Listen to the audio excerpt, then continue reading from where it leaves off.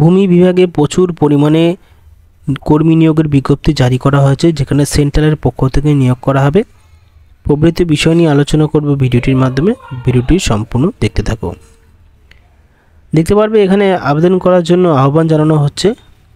এখানে রয়েছে হলো আবেদন করার জন্য আবেদনের তারিখ হলো 8 ফেব্রুয়ারি 2024 এবং আবেদন শেষ হবে 8 মার্চ 2024, অর্থাৎ 1 মাসের মধ্যে আবেদন চলবে এবং কম্বাইন্ড এক্সামিনেশন হবে 2024।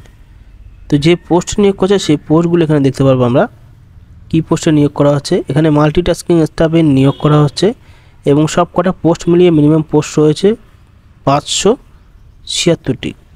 576টি শূন্য পদে নিয়োগ করা হবে। এর জন্য আপনাদের এই ওয়েবসাইট থেকে কিন্তু অনলাইনে আবেদন করতে হবে।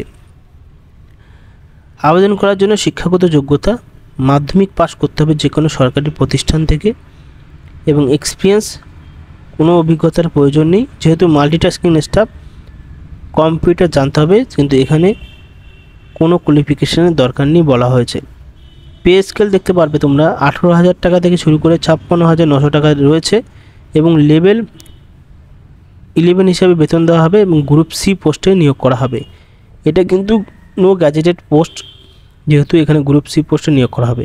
বয়স 18 থেকে 27 বছরের মধ্যে হতে হবে চাকরি প্রার্থীদের। 5 বছর SC STদের ছাড় এবং 3 বছর OBC আর বাকি ক্যাটাগরিদের জন্য আলাদাভাবে ছাড় রয়েছে।